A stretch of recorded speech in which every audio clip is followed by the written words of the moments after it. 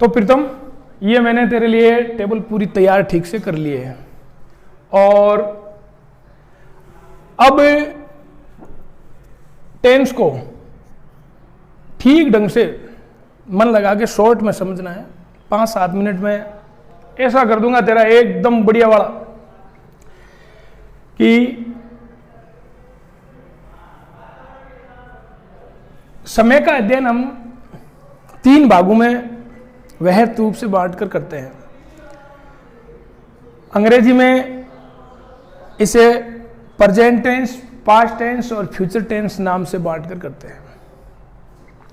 Present tense वर्तमान काल, past tense बीता हुआ समय भूतकाल, फ्यूचर टेंस वह समय जो अब आएगा भविष्यत काल। प्रत्येक टेंस को हम इस समय को अंग्रेजी में अध्ययन करने के लिए, इसकी पहचान की सुविधा के लिए 4 भागों में विभक्त किया गया है। सिंपल, इस सिंपल को इनडेफिनेट भी कहते हैं, अनिश्चित काल। कंटिन्यूस, कंटिन्यूस यानी लगातार सतत जारी रहना। परफेक्ट, परफेक्ट सीधा अर्थ ये हम आम बोलचाल में भी परफेक्ट यानी पूर्णता, किसी की पूर्णता को परफेक्ट कहते हैं कि ये परफेक्ट है, पूर्ण है। परफेक्ट कंटिन्यूस यानी ऐसा समय, कोई कार्य के शुरू होने का समय तो परफेक्ट हो, हमें पता हो, और अभी कार्य चल रहा हो, जारी हो, उसे हम सामने देख, बोर्ड पे देख, ठीक ढंग से समझ इसको। परफेक्ट कंटिन्यूस यानी जो काम शुरू हुआ उसका समय हमें पता है और अभी कार्य प्रगति पर है, कार्य जारी है, सतत है, कंटिन्यूस है, इसे परफेक्ट कंटिन्यूस कहते हैं। तो प्रत्येक टेंस को, प्रेजेंट, पास्ट और फ्यूचर को इन 4 भागों में बांटा गया है, सिंपल, कंटिन्यूस, परफेक्ट और परफेक्ट कंटिन्यूस। अब टेंस की पहचान के लिए हमें 2 तरह की क्रियाएं चाहिए, एक मुख्य क्रिया, एक सहायक क्रिया। मुख्य क्रिया को अंग्रेजी में कहते हैं मेन वर्ब और सहायक क्रिया को हेल्पिंग वर्ब। पहले मुख्य क्रिया याद करते हैं, तो ऊपर से गिनते हैं simple, continuous, perfect, perfect continuous, ऊपर से गिनते हैं 1, 2, 3 नंबर पर परफेक्ट टेंस है। तो प्रेजेंट, पास्ट और फ्यूचर में तीनों के परफेक्ट टेंसों की मुख्य क्रिया 1, 2, 3 नंबर पर ये टेंस है, तो इसकी मुख्य क्रिया भी तीसरी होगी, ऐसे याद रहेगी। थर्ड फॉर्म,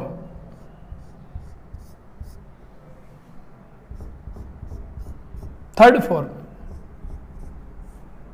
तीनों की एक साथ याद होगी, थर्ड फॉर्म। अब फिर तुम ये बताओ, कंटिन्यूस नाम कितनी जगह आया है, कंटिन्यूस नाम कितने टेंसों में आएगा? 6। शाबाश, 6 टेंस में कंटिन्यूस नाम आया है। ये present continuous, past continuous, future continuous, present perfect continuous, past perfect continuous, future perfect continuous. इन 6 के 6 परफेक्ट कंटिन्यूस टेंस और कंटिन्यूस टेंस की मुख्य क्रिया मेन वर्ब होगी, क्रिया की फर्स्ट फॉर्म के साथ ING। क्रिया की first form plus ING, first form plus ING, first form plus ING, first form plus ING, first form plus ING, first form plus ING। तो हम 9 टेंस की, 12 में से 9 टेंस की मुख्य क्रिया न केवल पढ़ चुके हैं, जहां तक मुझे उम्मीद है याद भी कर चुके हैं। भूलने वाली बात ही नहीं है, साधारण सी बात है। परफेक्ट टेंस है, 3 नंबर पर है, इसलिए सारे परफेक्ट टेंसों की मुख्य क्रिया थर्ड फॉर्म होगी। और कंटिन्यूस टेंस, 3 कंटिन्यूस और 3 परफेक्ट कंटिन्यूस की मुख्य क्रिया फर्स्ट फॉर्म के साथ आईएनजी है। अब जो सिंपल तीनों हैं, प्रेजेंट सिंपल, पास्ट सिंपल और फ्यूचर सिंपल, इनकी मुख्य क्रिया के लिए शुभ अंक 121 किसी को सीख देते हैं ना, 121 रुपए की सीख शुभ माना जाता है ऐसे इक्का करके। तो ये 1 2 1 इनकी मेन वर्ब है, समझ गए होंगे। फर्स्ट फॉर्म, सेकंड फॉर्म और फर्स्ट फॉर्म। 12 टेंस की मुख्य क्रिया आपको शायद याद भी हो गई होगी। अब मुख्य क्रिया से टेंस को पूरी तरह से नहीं पहचाना जा सकता, इसलिए सहायक क्रिया भी याद होनी जरूरी है। तो हम इनकी सहायक क्रिया को पहले एक बार लिखते लिखते याद कर लेते हैं। इस टेंस की सहायक क्रिया, वैसे साधारण वाक्य में तो सहायक क्रिया लगती नहीं है, पर नकारात्मक या प्रश्नवाचक वाक्य में सहायक क्रिया का होना जरूरी है। प्रश्नवाचक वाक्य सहायक क्रिया से शुरू होता है आमतौर पर, और नकारात्मक वाक्य में नॉट से पहले सहायक क्रिया प्रयुक्त होती है। इसलिए उस स्थिति में इसमें डज, डू ये सहायक क्रिया लगेगी। एक वचन के साथ डज, बहुवचन के साथ do. Continuous is, are, am. Present continuous tense की सहायक क्रिया होगी इज, आर, एम। एक वचन के साथ इज, बहुवचन के साथ आर, और मैं यानी आई के साथ am. Present perfect has, have. अभी इस प्रेजेंट परफेक्ट कंटिन्यूस चौथे टेंस को अभी फिलहाल छोड़ दो। 3 की याद हो गई, डू, डज, एक वचन के साथ डज, बहुवचन के साथ डू।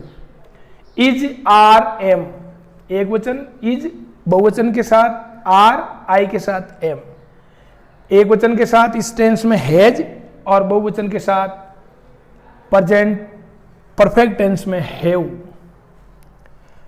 पास्ट में आते हैं। पास्ट में सेकंड फॉर्म अकेला ही टेंस है, ये पास्ट सिंपल जिसमें सेकंड फॉर्म आती है, इसलिए सेकंड फॉर्म से इसकी पहचान हो जाएगी। लेकिन नकारात्मक वाक्य और प्रश्नवाचक वाक्य में सहायक क्रिया अनिवार्य होती है। उस स्थिति में सेकंड फॉर्म नहीं आकर के सहायक क्रिया आएगी डिड।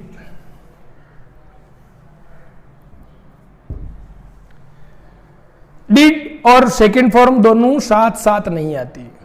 जब डिड आएगी नकारात्मक वाक्य में या प्रश्नवाचक वाक्य में तो फर्स्ट फॉर्म आएगी, और सेकंड फॉर्म आएगी तो डिड की जरूरत नहीं, साधारण वाक्य में सेकंड फॉर्म से उस टेंस की पहचान हो जाएगी। डिड या सेकंड फॉर्म इसकी होती है वाज। कोई भी कहानी लिखते हैं तो अधिकांश पार्ट इस टेंस का होता है। वाज और वर इसकी सहायक क्रिया, एक वचन के लिए वाज, बहुवचन के लिए वर। इसकी थर्ड फॉर्म होती है हेड, और इसकी सहायक क्रिया भी हेड होती है। हेड। पास्ट परफेक्ट टेंस की सहायक क्रिया हुई हेड। पास्ट परफेक्ट कंटिन्यूस को अभी छोड़ दो। फ्यूचर में आते हैं। फ्यूचर सिंपल की सेल, विल। आई के साथ और वी के साथ सेल लगता है। बाकी सब के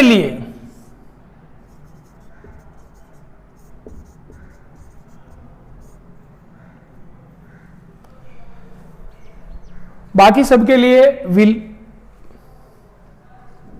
इसकी बी, सेल, विल प्लस बीईबी। फ्यूचर परफेक्ट की शैल विल प्लस, देखो इधर हैज हैव हैड है तो इसमें हैव आता है, हैव। अब ये नीचे वाले तीन लास्ट वाले present perfect continuous, past perfect continuous और फ्यूचर परफेक्ट कंटिन्यूस में इनके जस्ट ऊपर जो टेंस हैं तीसरे नंबर वाले, थर्ड फॉर्म वाले, उनकी सही क्रिया में B double E N been जोड़ देते हैं तो इनकी सही क्रिया आ जाती है। जैसे हैज हैव, प्रीतम बता क्या जोड़ूं? शाबाश, बीन। इसकी गजब। और ये सबसे लंबी सही क्रिया वाला टेंस है, shall will plus have been, ये सही क्रिया होगी। ठीक से नोट कर लिया? मिटा दूं? अब इसकी वाक्य रचना, कि इन टेंसों की सहायता से हम वाक्य रचना कैसे करते हैं, या वाक्य रचना में जो मैंने वाक्य पहले से लिखे इसी को काम में ले लेते हैं। इसको इधर घुमा दो थोड़ा।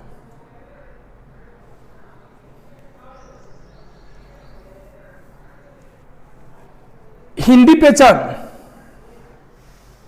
पहचान वाक्य की पहले हमें ठीक से आनी चाहिए। इस टेंस में मैं एक वाक्य बोलता हूं जिसका कर्ता मौन है और वो लिखने का काम कर रहा है, उसका ऑब्जेक्ट लेटर है, पत्र है। तो इस टेंस में मैं उसको बोलता हूं कि मोहन एक पत्र लिखता है। इसी वाक्य को मैं इस टेंस में बोलूंगा तो मोहन एक पत्र लिख रहा है। परफेक्ट में बोलूंगा, प्रेजेंट परफेक्ट में इसी वाक्य को, तो मैं बोलूंगा मोहन एक पत्र लिख चुका है। इसी वाक्य को इसमें बोलेंगे तो मोहन सुबह से एक पत्र लिख रहा है। इसी वाक्य को पास्ट टेंस में कैसे बोलते हैं? मोहन एक पत्र लिखता था, है की जगह था आएगा। मोहन एक पत्र लिख रहा था, मोहन एक पत्र लिख चुका था, मोहन सुबह से एक पत्र लिख रहा था। इसमें फ्यूचर सिंपल में मोहन एक पत्र लिखता होगा, इसको यूं भी बोल सकते हैं मोहन एक पत्र लिखेगा। लिखता होगा, लिखेगा, एक ही बात है। मोहन एक पत्र लिख रहा होगा, मोहन एक पत्र लिख चुका होगा, मोहन सुबह से एक पत्र लिख रहा होगा। यह हिंदी पहचान, इसको ठीक ढंग से इसके जो अंतिम शब्द हैं उनको पहचान करने में इस टेंस में प्रेजेंट, पहला टेंस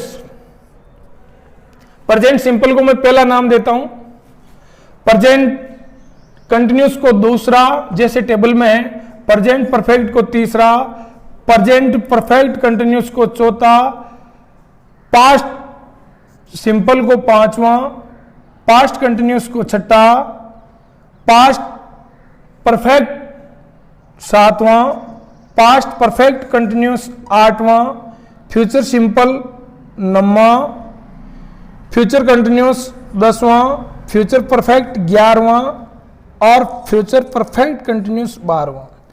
ये जैसे वाक्य लिखे वैसे ही इन टेंसों को भी आप यूं कह सकते हैं, ये पहला, ये दूसरा, ये तीसरा, ये चौथा, ये पांचवां, ये छठा, ये सातवां, ये आठवां, ये नौवां, ये 10वां, ये 11वां और ये लास्ट 12वां टेंस। और वो जो नंबर है उसी नंबर से ये। अब हम अंग्रेजी में इस वाक्य की रचना सीखते हैं कि मोहन पत्र लिखता है। मोहन पत्र लिखता है, इसको अंग्रेजी बनाने के लिए साधारण वाक्य में प्रेजेंट सिंपल टेंस में सही क्रिया का प्रयोग नहीं होता और कर्ता एक वचन है तो क्रिया के साथ एस या ईएस लगता है। तो मोहन लिखना, राइट। मोहन अकेला है इसलिए मोहन राइट्स ए लेटर। वैसे ही अंग्रेजी बन गई, Mohan writes a letter. Mohan पत्र लिखता है। कितना सरल काम है ना। अब इस टेंस में कहेंगे मोहन पत्र लिख रहा है। तो मोहन अकेला है, इज लिखना, write, writing a letter. Mohan is writing a letter. इस टेंस में कहेंगे प्रेजेंट परफेक्ट में मोहन अकेला है इसलिए हैज। मोहन एक वचन है, has. Mohan has write, wrote, written. Third form perfect tense है, थर्ड फॉर्म आएगी। राइट की third form written. Mohan has written a letter. हो गया। इसको मोहन एक वचन है इसलिए हैज बीन सही क्रिया आएगी और फर्स्ट फॉर्म के साथ आईएनजी आएगी तो राइटिंग आएगी। और कब सुबह से लिख रहा है तो सुबह के लिए सिंस शब्द प्रयोग होगा। 1 घंटे पहले, 2 घंटे से, 3 घंटे से, 5 घंटे से, ऐसे होता। 1 दिन से, 2 दिन से, 5 दिन से, तो 4 लगता कनेक्टिंग वर्ड, है ना। और इसमें सिंस लगेगा, सुबह लिख रहे हैं तो Mohan has been writing a letter since morning. और 1 घंटे से लिख रहा है तो Mohan has been writing a letter for an hour. ठीक है। इसी वाक्य की यहां अंग्रेजी में क्या कहेंगे, मोहन पत्र लिखता था। अंग्रेजी बनानी है, सेकंड फॉर्म आएगी write, wrote, written. Mohan wrote a letter. Mohan wrote a letter, write की सेकंड फॉर्म आ जाएगी a letter. Mohan wrote a letter. Past continuous tense में इसको कहेंगे वाज और वर। मोहन के लिए वाज आएगा, बहुवचन होता तो वर लगता। Mohan was writing, first form के साथ आईएनजी लगेगी, राइट के साथ आईएनजी लगेगी तो ई हटते हुए Mohan was writing a letter. Past perfect, past perfect में Mohan had written a letter. और समझ में सही आ रही है ना। Mohan had written a letter. Past perfect continuous में बोर्ड पर ध्यान। मोहन क्या आएगा, had been writing a letter since morning. या 1 घंटे से लिख रहा था तो क्या कहेंगे, Mohan had been writing a letter for an hour. Okay, एकदम सही समझ में आ रही है ना? है ढीला की है वीडियो? चलो अब इसकी अंग्रेजी बनाते आओ। फ्यूचर, फ्यूचर सिंपल, तो हिंदी में क्या कहेंगे? मोहन एक पत्र लिखेगा, या यूं कहें मोहन एक पत्र लिखता होगा। अंग्रेजी बनाओ। मोहन, मोहन के साथ विल आएगा, Mohan will write a letter, है ना? फर्स्ट फॉर्म आएगी तो राइट का राइट ही रहेगा, write a letter. Future continuous में इसको कहेंगे तो क्या होगा? Mohan will be writing a letter. ठीक। फ्यूचर परफेक्ट में Mohan will have written, third form आएगी, परफेक्ट टेंस है, थर्ड फॉर्म लिखा हुआ, रिटन ए लेटर। और last tense future perfect continuous में इसको कहेंगे Mohan will have been writing a letter since morning, या 1 घंटे से पत्र लिख रहा है तो Mohan will have been writing a letter for an hour. ठीक है, ये इस तरह से वाक्य रचना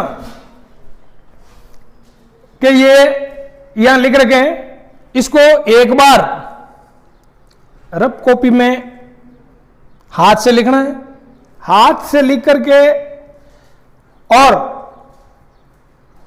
फिर इसको बिना दे के लिखना है और दोनों का मिलान करना है कि गलती कहां हो रही है। यदि गलती नहीं हो रही है इसका मतलब हमें अंग्रेजी ग्रामर के टेंस वाले भाग का ठीक से अध्ययन हो गया। और बताऊं कि इससे पैसिव वॉइस को सीखना इस टेबल की सहायता से बहुत आसान है। ये उतार रखा पहले? ठीक है।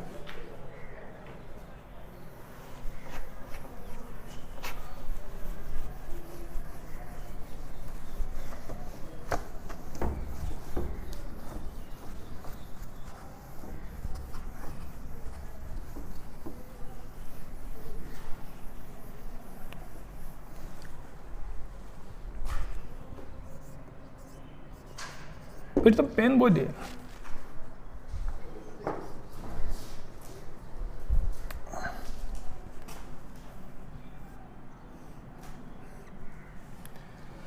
दिख रहा है ना? वॉइस,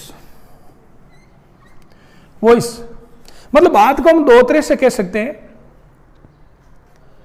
एक प्रत्यक्ष और एक परोक्ष या अप्रत्यक्ष, जिसको अंग्रेजी में कहते हैं एक्टिव वॉइस और पैसिव वॉइस।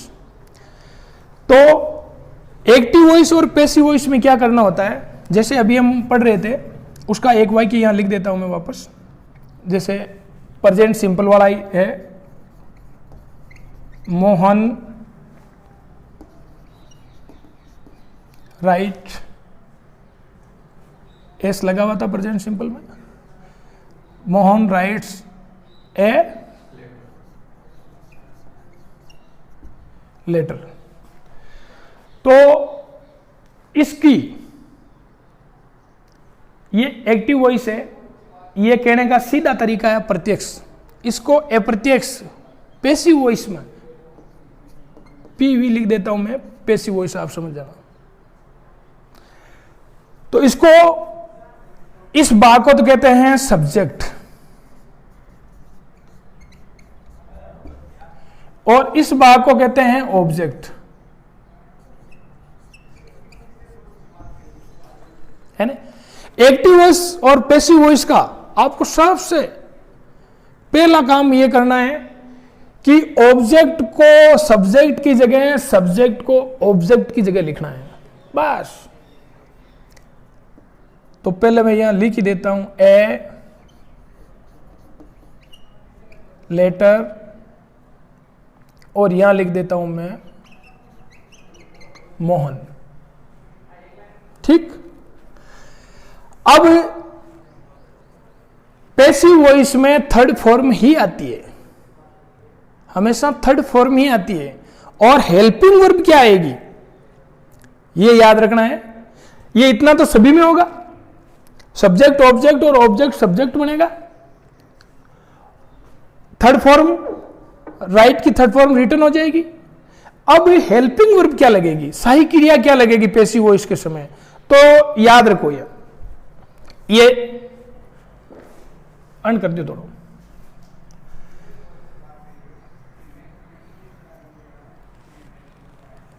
एक्टिव वॉइस और पैसिव वॉइस के समय यह ध्यान रखना है कि सिंपल टेंस है तीनों, प्रेजेंट पास्ट और फ्यूचर के तीनों सिंपल है। इन तीनों के हेल्पिंग वर्ब लगेगी कंटिन्यूस वाली, सिंपल के कंटिन्यूस, यानी पहली लाइन के जो टेंस है यदि वाक्य पेश एक्टिव वॉइस में इन टेंसों का है तो इसके नीचे वाला यानी सिंपल का कंटिन्यूस टेंस है उसमें क्या सहायक क्रिया है वो सहायक क्रिया लगेगी। यानी इस टेंस में यदि वाक्य है तो पैसिव वॉइस बनाते समय सिंपल टेंस वाले वाक्य के लिए पैसिव वॉइस में कंटिन्यूस वाले वाक्य की कंटिन्यूस टेंस की सहायक क्रिया लगेगी। यानी प्रेजेंट सिंपल में है तो इज आर एम में से लगेगी, पास्ट सिंपल में है तो वाज वर में से लगेगी। यदि एक्टिव वॉइस का वाक्य फ्यूचर सिंपल का है तो पैसिव वॉइस बनाते समय उसमें सहायक क्रिया शैल बी या विल बी लगेगी। कंप्लीट। इसी तरह से ये परफेक्ट है 3 नंबर पर, इनमें सहायक क्रिया परफेक्ट कंटिन्यूस टेंस की आएगी। ओके, सीधा सीधा।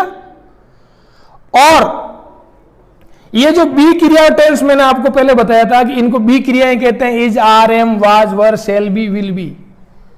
इस कंटिन्यूस वाले टेंसों की सहायक क्रिया को बी क्रियाएं कहते हैं अंग्रेजी में। इन बी क्रियाओं में यदि इस टेंस का वाक्य है प्रेजेंट कंटिन्यूस और पास्ट कंटिन्यूस तो सहायक क्रिया तो यही रहेगी, बीई के साथ आईएनजी लगकर बीइंग शब्द जुड़ जाएगा। और जिन जिन टेंस की सहायक क्रियाओं में पहले से ही बी या बीन आया है उनकी पैसिव वॉइस बिल्कुल बनती नहीं है। तो देखो यहां बी आया है, इसकी पैसिव वॉइस नहीं बनेगी। इन तीनों में देखो बीन बीन बीन, इसकी नहीं बनेगी, इसकी भी नहीं बनेगी और इसकी भी नहीं बनेगी। तो 4 टेंस की एक्टिव वॉइस की पैसिव वॉइस नहीं बनती है और 12 में से 8 टेंस की बनती है।